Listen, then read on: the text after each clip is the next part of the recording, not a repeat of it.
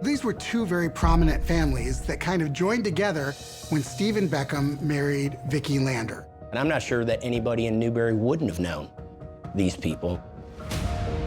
She was in the car dead. It didn't look like an automobile accident. It looked like a homicide. There was no way that the accident itself could have caused it based on the minimal amount of impact. I was thinking about how I was gonna do this, you know. There's a murder, there's sex, violence, and rock and roll. There was a point where the cops said that this was an almost perfect crime because they had nothing to go on.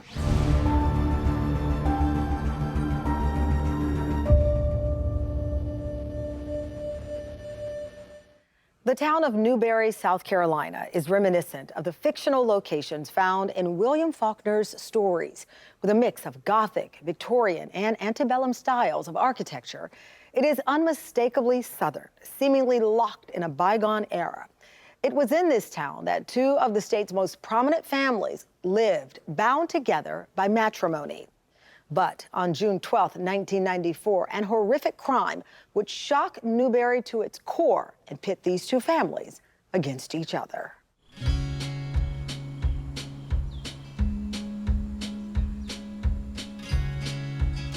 I would say Newberry is your typical Southern town. It is rural South Carolina. It's gotten a little bit more urban as time's gone on, but some of the southern towns don't have the industry that other southern towns do. And industry, of course, brings along prosperity and jobs. So I think Newberry's pretty much stayed the same. Newberry's some of the finest people in the state of South Carolina. They are just salt of the earth people. There's no pretense in Newberry County. And there's a mixture of Old South and New South. So in Newberry, South Carolina, there were these two very prominent families that kind of joined together when Stephen Beckham married Vicki Lander. Mr. Beckham was the bishop, father of Stephen Beckham. He had quite a congregation. Mr. Lander, Vicki's daddy, had been elected the state senator and had also been the comptroller general of South Carolina. So he was very well known. I'm not sure that anybody in Newberry wouldn't have known these people. Fantastic people on both sides. Senator James Lander on the one side, Vicki, his daughter. So what we were seeing was two prominent families joined together. Stephen Beckham's father was an Episcopal bishop. And he was very popular. Stephen really did not get into a lot of trouble at all. He went to school, he raised a family, married the town sweetheart. What I knew about him was that he had some sort of cellular business that had made him some sort of money. Vicki, she had a job in a local industry there in Newberry. Vicki, wonderful person. She was, of course, the mother of three. She was a hard worker. Outside the home, she's volunteering at church. She'll go to rummage sales and set things up. She'll have bake sales. She'll do all these things that is a productive member of the community. You're looking at what looks like a storybook type of thing, like a happily ever after situation happening. On June 12, 1994, Vicki picked up the kids at school and dropped them off, and then Vicki drove off. And that was the last time that anybody really saw Vicki. Vicki Lander was found the next morning. Well, some folks had seen Vicki's vehicle in a ditch on Little Mountain Road and reported it to law enforcement. Well, she was in the car dead. What initially happened was when the body was found, Vicki's body, on the side of the road, she was slumped over in the driver's seat of the vehicle. Clearly, this is a very small ditch, by the way, and they knew fairly quickly that it was from a cervical fracture and just caused her death. There was no way that the accident itself could have caused it based on the minimal amount of impact. And there weren't really any clues as to who had done this and how. You know, when you're in a small town, everybody feels like these horrible crimes happen, but they don't happen in your town. Everybody either knows the victim or they know somebody who knew the victim. So it feels very personal to everybody in the town. The people in town were shocked. They were bumfuzzled. It did not seem real. So they really had to figure out, how is he connected? He folded, he rolled, he knocked him out.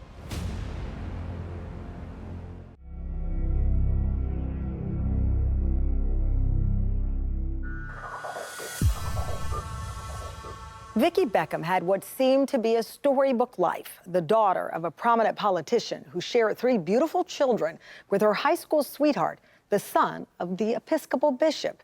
When she was murdered, the people of Newberry were shocked beyond belief. But soon, that shock gave way to suspicion about who could have possibly wanted her dead and why.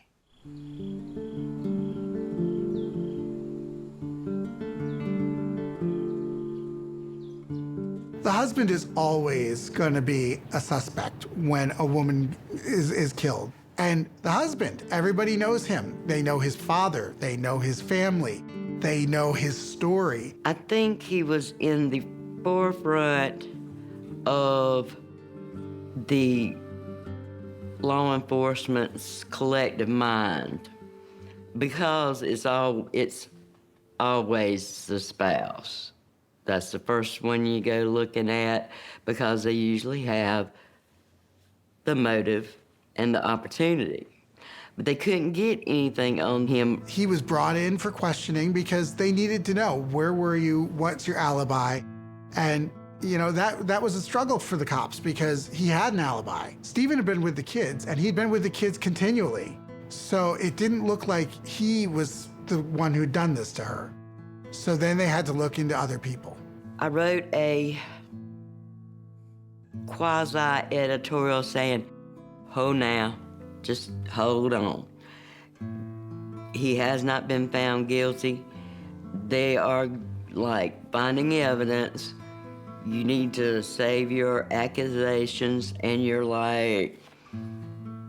anger until they have more." There was a point where the cops said that this was an almost perfect crime because they had nothing to go on. So there's not a lot that they could do until they could figure out who did this. As I recall, the investigation went on pretty much a year. Well, Newberry County Sheriff's Department and then SLED, which is the State Law Enforcement Division, were very involved. There was unimaginable pressure on the police to solve this. First of all, this isn't a place where murders happen all the time. Second of all, everybody knew this woman who'd been killed. And she was this wonderful lady who everybody loved. And she's from an influential family. Her father is a state senator.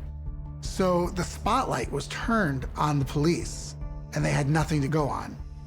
So they had to go to plan B, C, D, E, which included things like hypnosis. The day before the discovery, various people had driven up that road on Little Mountain.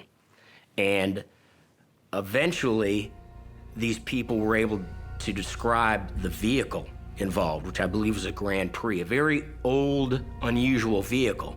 They were put under hypnosis, and they were able to identify 2 or 3 of the numbers or letters on the license plate. And now these Grand Prix, there was only 20 or 30 in the state of South Carolina registered. And they were able to locate the Grand Prix in Myrtle Beach.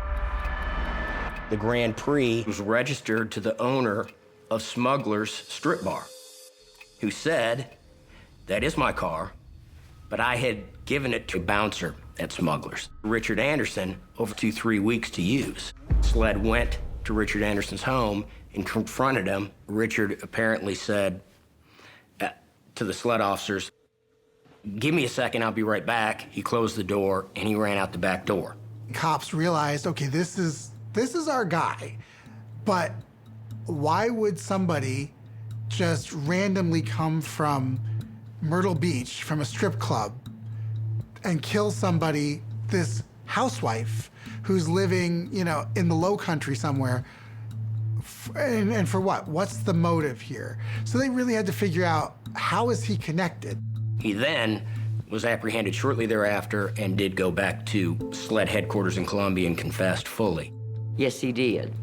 He folded, he rolled, he knocked him out, he just let it all hang out. Mr. Anderson was not one of these hardened criminals who really knew what he was doing. He was not a criminal mastermind. So the minute the cops started confronting him with certain things, he was willing to tell everything. Somehow or another, he and Stephen linked up, established some sort of relationship. Stephen and Anderson started talking about doing something with Vicki. And Anderson went up to Newberry, and that's where he killed her. Everything looked perfect from the outside, but when you started really peeling back the layers and seeing what was going on, and seeing this was a marriage in trouble. They had separated, and this was a marriage that was headed for divorce probably sooner rather than later. They were talking about who was going to get the kids, the custodial parent. So I think at that point, things got a little serious. So what we understand is that Vicki Lander dropped her children off at the bishop's home. At some point, we believe that Stephen Beckham decided that he was going to talk with Vicki about the custody situation. And he jumped in the car with Vicki. Why she let him in that car, I cannot tell you. I reckon she was trying to be conciliatory, and it got her killed. He started whacking her in the back of the head with a gun before he delivered her up to Richard George Anderson. He then drove Vicki's unconscious body to the location where Richard Anderson was waiting, which was in a forest across the street from the bishop's home. At that point, she still was not dead, but Richard Anderson eventually struck her in the back of the neck with bolt cutters, breaking her neck. Then he waited until it was night. Then he drove her to the place called Little Mountain. And in this one location, it's a very steep drop-off off the side of this road. And the plan was that he would push Vicki's dead body in her car off the side of this mountain, which would have gone down hundreds of yards into a forest and probably not be found for months. And it would have better looked like an accident rather than bolt cutters to the throat. He borrowed a car to come here to do the transaction. And several locals saw that car, and he was scared that he was going to get knocked out. At that point, Richard Anderson just freaked, so to speak. That's how the car ended up on the wrong side of the road, and they found her instead of the other side, which contained a large gorge. And at that point, Richard Anderson got in his car and left. And the car of Vicki Lander was in the ditch on the side of the road. And they realized there was no way that this death was the result of a car accident. His story, combined with all the connections that Stephen Beckham had to Myrtle Beach, and the fact that we had phone records that showed he'd actually had direct contact with Richard Anderson, plus ATM records where he was at Smugglers, made it very clear it was unmistakable that those two had a connection. I think he figured that the best way to get her to shut up is to shut her up permanently and get her out of his life forever.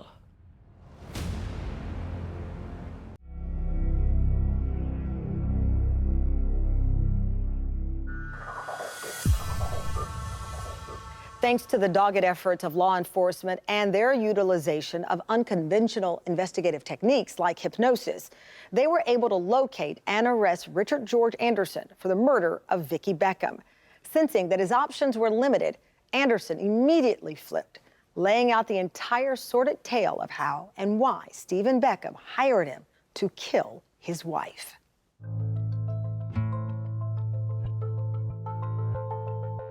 This is such a bizarre case with so many twists and turns. I would tell you, I probably think about this case every single day, if not more. There was just too many connections between Stephen Beckham and Richard Anderson for Richard Anderson's story not to be true.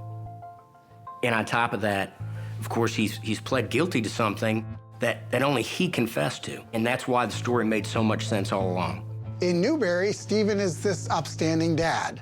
But you drive to Myrtle Beach, and you'll see Stephen at the strip clubs. You'll see him at these seedy places. He's the type of guy who lives one life at home, but the minute he goes away, he just gives in to any desires that he's got. At the time that the murders happened, the evidence showed that he basically had a double life. He seemed to be a caring husband and father while in Newberry, but he was in Myrtle Beach constantly. Not just occasionally, but constantly. He would be at strip clubs, play video poker, and was using drugs at the time. He would go and play out at night. Vicki would stay with the kids, and somehow he gravitated towards Smugglers, which is a strip club, one of the strip clubs in Myrtle Beach. There's a place down there called the Dollhouse. They probably get 750, 800 people a night. But they're people who are golfers, they're businessmen. This was not a place like that. This was not the type of place you would expect Stephen Beckham to be in. It was a seedy place, even as strip clubs go. And it was right there in Myrtle Beach. And it was far enough away that he wouldn't run into people who he knew from back home in Newberry. I would imagine it played a great deal in the dissolution of their marriage. She found out about his drug use and abuse, found out about his gambling, and they were going through a divorce when this homicide happened.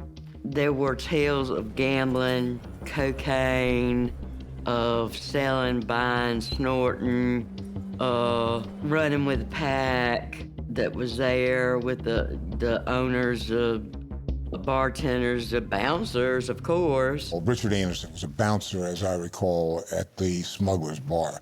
What we believed was going to happen was that Vicki Lander was going to say all these things to the court and out him, so to speak, in regards to his drug use, his double life. And it was going to cause a lot of problems for him in Newberry itself. And that was what we believed to be the motive of the case of the murder. And if that got out there, it would be embarrassing. It's not a good look for the son of an Episcopal bishop to be involved in all these seedy things. He wanted the kids. He wanted her to shut up and go away. And I think he figured that the best way to get her to shut up and go away is to shut her up permanently and get her out of his life forever. What happened was, the day after the warrant was issued, we learned later on that he had driven all the way down to Florida, checked himself into a hotel with his two oldest children, stayed there for an hour and 30 minutes, checked out, and then drove up to Kentucky. He basically goes on this tour of the Southeast. He drives through Georgia, he goes down to Florida, he goes up through the Carolinas, he ends up in Kentucky. Here you had Stephen denying everything and pretending everything was okay and then taking off for parts unknown, and some say was fixing to take the kids out of the country because he was fixing to get arrested for Vicki's murder. Eventually, he was found in a parking lot under some sort of apparent overdose. To this day, we don't know if it was an accidental overdose or whether it was an intentional one. We don't know. But what we know is he needed medical attention, and that's when he was found. He OD'd on cocaine, and that he was trying to get out of the fix that he had put himself in. But he did not take into account his Episcopal friends being so concerned about him when he was unresponsive. They called the ambulance. Busted. You cannot get an EMS in a case like this without some variety of law enforcement showing up. And that's when the brick wall crumbled. They took him to the hospital, and Bishop Beckham called me and said, my son is a suspect in his wife's killing, and I ran over to the Lexington County Hospital. Not only was he a suspect, he was probably the main suspect because he had run. You don't run unless you feel some kind of guilt going on. He brought me an old Army rifle, a picture of his wife, and an address. He wanted me to kill his wife.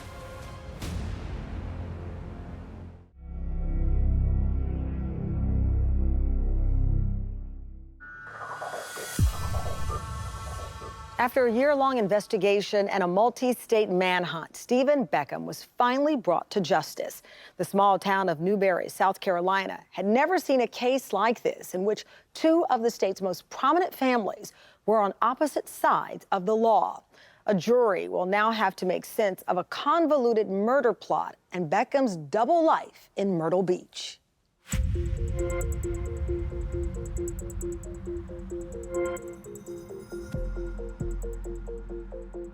Ladies and gentlemen of the jury, on behalf of the people of the city of Newberry and Newberry County, I extend to you our welcome. Oh, you got two, like, semi-public families. There's a murder, there's sex, violence, and rock and roll.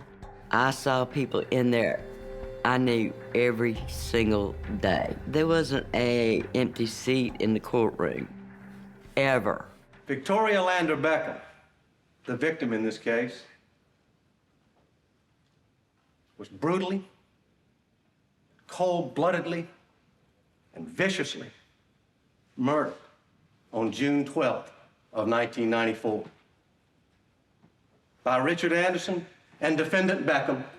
Well, by the time we got the case at the solicitor's office, law enforcement had done such a good job that we had it all set up. And Richard Anderson pled guilty in this courtroom to murder. And Richard Anderson will testify in this courtroom before you to what he and defendant Beckham did. These are very high-powered, so to speak, defense attorneys. On the day of her death, when Vicki Beckham's car was found with her body in it at 9 o'clock at night, within an hour or two, they were at Stephen Beckham's house, and they were accusing him of the crime then. No forensics, no fingerprints, no statements, no identification. And that's the problem, ladies and gentlemen, with this case. And as you listen to the case, I think it's going to become apparent that the police came to a conclusion. Why, I don't know. As the solicitors told you, the victim, Vicki Lander Beckham, is the daughter of this county's state senator. Perhaps law enforcement felt that they needed to get aggressive immediately and start shaking some trees. The thing that we did, first we moved for a change of venue. And they granted the change of venue and they brought in to Newberry a jury from Walhalla. They just bring the jury in and they stayed in Newberry for the couple of weeks that we were in trial. I do know this, that throughout this process, and you will see, the entire focus of the one-year-long investigation in this case was to find some evidence to link Stephen Beckham to this crime. They couldn't say, oh, this marriage is wonderful. They couldn't say, this is a choir boy, because no, he's not a choir boy. If you take Stephen Beckham out of the story and out of the case, how do you tie the bouncer at the strip club that he goes to Stephen Beckham's wife? You can't. He has to be involved for this to make any sort of linear sense. Do you recall having a conversation with defendant Beckham during late March, early April of 1994? Yes, sir. And what was that conversation about? Something to the effect he was referring about Slick Rick. Did you know Slick Rick? Yes, sir, to the establishment. Well, why did he mention Slick Rick's name to you? What was the conversation about? He had asked me if I had seen him, and I saw him about 2 days prior, and I notified him of that, and he asked me the next time I see him for Slick Rick to get in touch with Steve Beckham. So defendant Beckham asked you to tell Slick Rick to get in touch with him? Yes, sir. I think that he was trying to get other people besides Anderson to kill his wife. When you were living and working down there, did you have a nickname? Slick Rick? During that period of time, would you ever go to Smuggler's Bar? Yes, sir. Do you recall meeting defendant Beckham during April of '94? Yes, sir. What conversation, if any, did you have with defendant Beckham when he came by where you lived in the mobile home park? It was to clear the money that I owed him, plus make some more money. He wanted me to kill his wife. Did he bring anything with him? Yes, sir. He brought me an old Army rifle, a picture of his wife, and an address. Did he give you any instructions about what to do with the gun and what to do with the address? We talked a little bit about it, and about what I remember, there was a long driveway with lots of woods, and he would not be in town this weekend. She would be alone. It would be a good opportunity this weekend. To do what? To kill his wife. Tell the jury kind of what you said, what he did, and how this conversation went. I explained that I just got out of the penitentiary on accessory murder charge, and I was in no hurry to go back. Yes, somebody who's called Slick Rick probably has some credibility issues, on trial. But there were enough of them, and their story made sense. No one has offered you or suggested to you anything you ought to say? No, I'm here because I feel bad.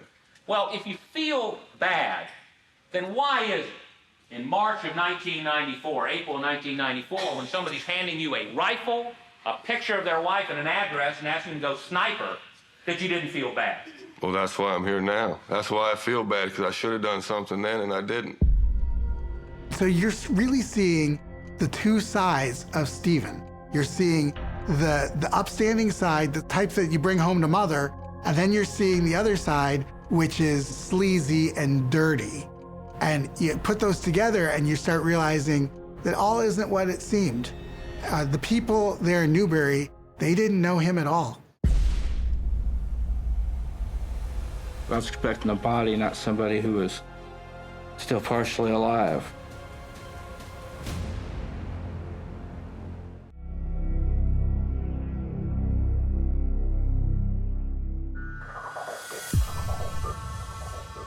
The jury has now learned that Stephen Beckham was a regular at the seedy strip club known as Smuggler's Lounge in Myrtle Beach.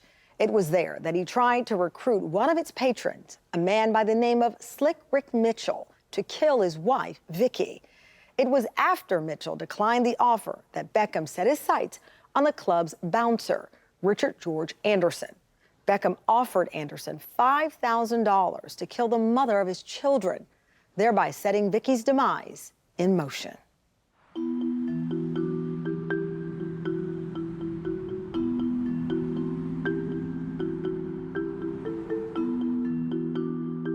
Everybody in Newberry knew each side of this case. There were too many dynamics with the families in town. And, you were either going to be with the Beckhams, you were going to be with the Landers. And, I mean, it really was split. In the courtroom, one side was the Beckham crowd and the other side was the Landers crowd. Richard, sometime in May of 1994, did you have occasion to have a conversation with defendant Beckham? Yes, I did. Do you recall the conversation? Yes, Steve approached me wanting me to do something for him. His exact words were he had a package he wanted to get rid of, and it'd be worth a lot of money. So Richard Anderson was a bouncer at Smugglers and had been working there throughout the time that Stephen Beckham would go to the strip bar. Richard's had many problems, one of which is that he was a drug addict at the time himself. Richard George, he felt pressured by Stephen, who, from what I understand, was all that was charming in the world. When you had the conversation with defendant Beckham in May of 1994 about getting rid of a package, what was your end of the conversation? What was said and what was done at that time? Well, he came in and had asked me about it, and I pretty much put him off, told him that I wasn't sure, and he approached me about it a few times. I asked some people around the club, if I could trust him, just what kind of a person he was, I guess, as far as any kind of business went. And after doing so, I finally agreed to help him out. He was offering $5,000 for a package. At first, he didn't understand what package was. He soon found out. So he was explaining to me then exactly, well, pretty much what he wanted me to do and why. And at this time, he also told me that the package was a body in a car that he wanted me to get rid of. Tell the jury what details were explained to you at that point in time. Well, he started telling me, I guess his troubles, you could say, that he was going through a divorce and that the body that he was going to be bringing me wasn't going to be some guy, it was going to be his wife. To get somebody to do this type of thing, you're not going to be able to go and find somebody at church. He told me that he wanted this to look like an accident. And that's why he was, going through all the trouble of me pushing the car over the side of the hill and everything. Well, actually, the mountain is pretty steep. And he wanted me to break the neck of the body and bust out the windshield over the wheel to make it look like that's how it happened. And what happened next? As I walked up, I saw Stephen Beckham moving around in the car. As I got closer, I could tell that it was him. He had a pink towel that he was wiping down the dash and the door area, and he motioned me to the back of the car on the passenger side. I saw what I know now is I saw his wife's body. She was covered with blood. He said that he was presented with this bloody body, but then he found out that this body wasn't dead. She was still alive. He went through it once again. He said, "Look, just wait till dark. You know what you have to do." And he left. I reached in and to pull the body over. At this time, it was like she tried to breathe. And that threw me off. I mean, that just shocked me. I didn't know, I was expecting a body, not somebody who was still partially alive. So he left? Yes. And what did you do? Well, I wanted to go ahead and I wasn't thinking about, I was thinking about how I was gonna do this, how I was gonna break her neck, and I took the bolt cutters and I struck her on the side of the neck to the front of her throat and moved her over and struck her in the back of the neck.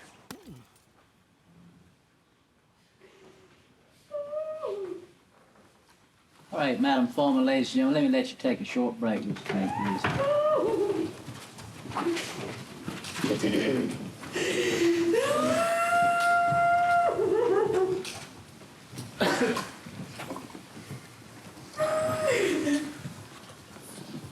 Well, you can see a woman being killed in that exact moment, in that exact way. It was very surreal. They didn't want to cause particular overt emotions or, grief, although they couldn't stop all of it. They couldn't stop all of it. You had people on both sides of the aisle crying, wiping with tissues. People that didn't even know them were crying with tissues in their hand. Did you tell them that you wanted immunity? Yes. Did you ask to see someone at the Attorney General's office? Yes. Have you ever worked for the police before? No. Why would you ask to go see the Attorney General of South Carolina? How would you know to do that? I was told that he was one of the only people that could give you immunity. Richard was very intelligent, but he was very stupid. I guess you can be intelligently stupid, and that's kind of what Richard was. Do you now have the promise of a 20-year life sentence from the state of South Carolina, even though you are the killer? My plea agreement reads that I have a 20-year life sentence if I cooperate and testify truthfully and stand up for what I did, unlike Mr. Beckham is doing. He was given a plea deal, and that is he pled to murder, which, without pursuing the death penalty, It ended up at the time to be a 20-year sentence. And at the time, we were pursuing the death penalty over what we would believe to be the puppeteer, if you will, Stephen Beckham. And I submit to you, she was murdered because he can't stand not to be in control.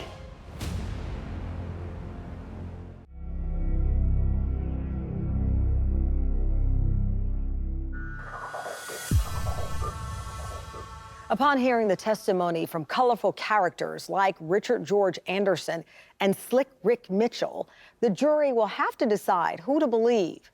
On one end is the narrative laid out by a couple of dubious witnesses with shady backgrounds. On the other is the pristine reputation of the bishop's son. What hangs in the balance for Stephen Beckham is his freedom or a potential trip to death row.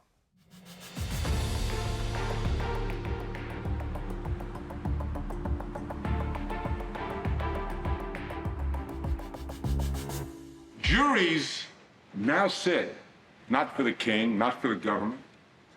Juries now sit as a buffer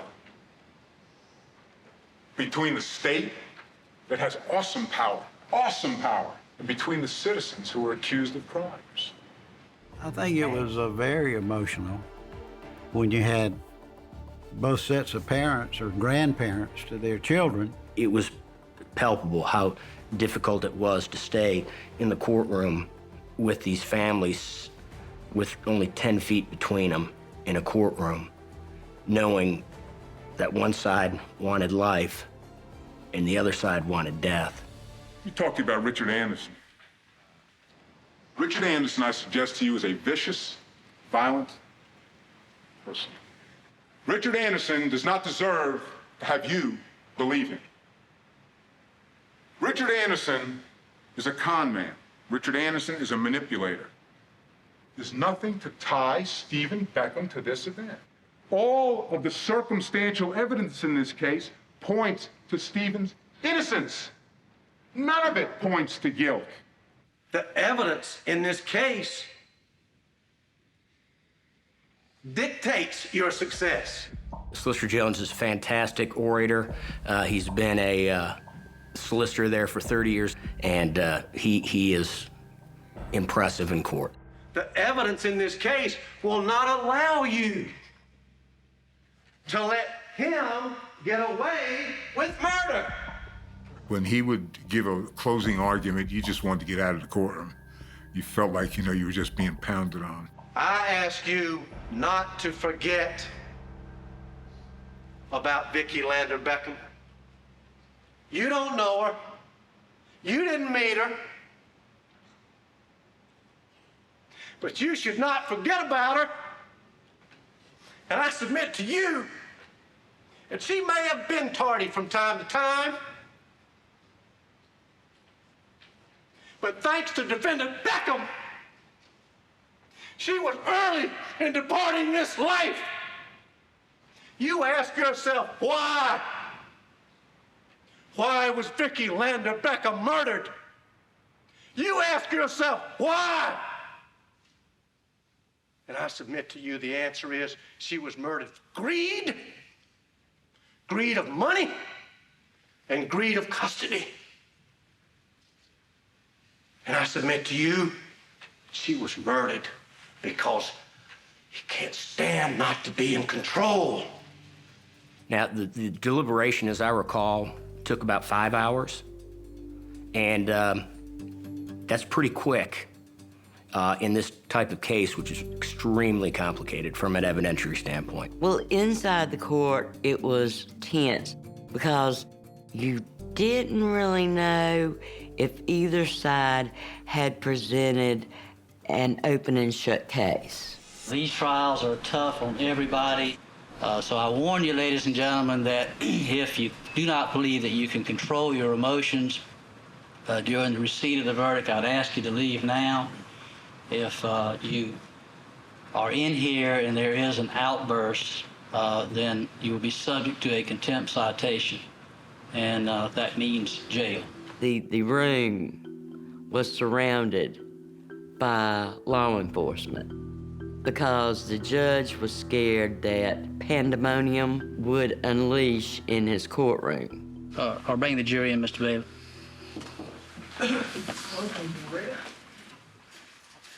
All right, Madam Foreman, has the jury reached a unanimous verdict as to each of the 3 counts in the indictment? We have, Your All right, would you hand it to the bailiff, please, ma'am?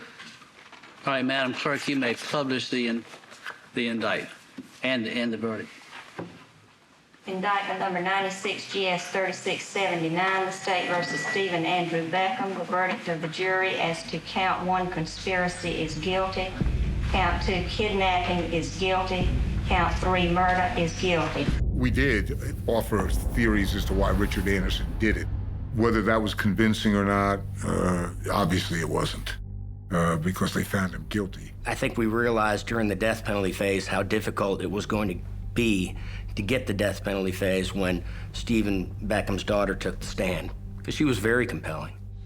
You remember the day you found out about your mom. You told us about that the other day. Yes, sir. And that day, I think you described as the worst day of your life. Yes, sir. We still felt we were doing the right thing, but she made a very, again, compelling witness asking for her father's life to be spared. Any doubt in the world that Father loves you more than anything on this earth? I'm Daddy's little girl. Is there any doubt in your mind that Father loves your brothers? He loves us more than anything. And how do you feel about him? He's all I got left.